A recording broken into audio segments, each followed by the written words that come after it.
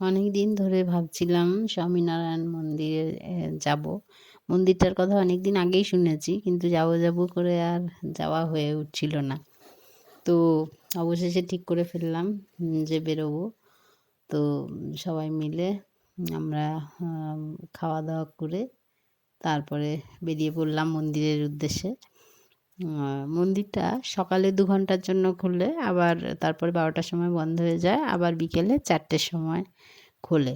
তো আমরা যদি সকাল, সকাল যেতাম তো আমাদের অনেকটা টাইম ওখানে তারপরে ওয়েট করতে হতো। এত দূর থেকে গিয়ে ২ ঘন্টার জন্য যাওয়াটা ঠিক ভালো লাগে না। ওইজন্য আমরা একটু বেলার দিকেই বেরোলাম। মোটামুটি খাওয়া-দাওয়া করে তারপরে বেরোলাম। আমরা মধ্যমগ্রাম থেকে ২ ভাবে যাওয়া যায়। এক ট্রেনে সোজা মাঝেরহাট গিয়ে ওখান থেকে বাস ধরে যাওয়া যায়, বা দমদমে নেমে ওখান থেকে মেট্রো ধরে অ্যা অ্যা উত্তম কুমারে, মানে যেটা টালিগঞ্জ, ওখানে নেমেও যাওয়া যায়, বা আপনারা গাড়ি বুক করেও যেতে পারেন। আমাদের এখান থেকে ডিসটেন্স অনেকটা। তো আমরা ট্রেনে দমদমে পৌঁছালাম। ওখান থেকে আমরা মেট্রো ধরে আ উত্তম কুমারে গিয়ে নামি মেট্রো স্টেশনে। তো ওইখান থেকে আমরা এবার ভাবলাম যে আমরা শুনেছিলাম যে ওখান থেকে নাকি ২ বার অটো, অ মানে একবার অটো চেঞ্জ করে ২ বার অটো চেঞ্জ করলেই ওখানে পৌঁছে যাওয়া যায়। কিন্তু ওখানে গিয়ে দেখলাম যে না, ওখান থেকে কোনো অটোর রুট নেই। তো আমরা ওখান থেকে ওলা বুক করি।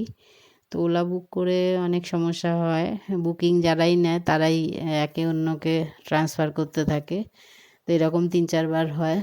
তো এবং যেই যেতে চাইছিল না কেউই, যেই যাচ্ছে আপ ডাউন দুটো ফেয়ারই মানে দুটো ফেয়ারই চাইছিল। তো আমরা তাতেও রাজি ছিলাম, কিন্তু বলছে ১ ঘন্টাই মাত্র ওয়েট করবে। তো ওইজন্য আমরা লাস্ট পর্যন্ত ওলাতে যাইনি। শেষমেশ আ রিজার্ভে অটো বুক করে নিই। একটু সমস্যা হয়েছিল।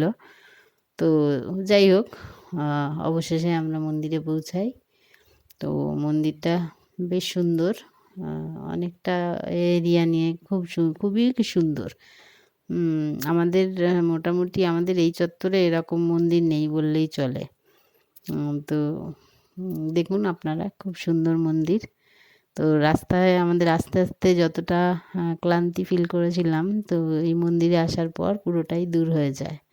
ভীষণ ভালো লাগে, ভীষণ সুন্দর। আমরা অনেকটা টাইম এখানে কাটাই। তো খুব মজা করেছিলাম। খুব আনন্দে কেটেছিল। আজকের মতো এ পর্যন্ত। টাটা।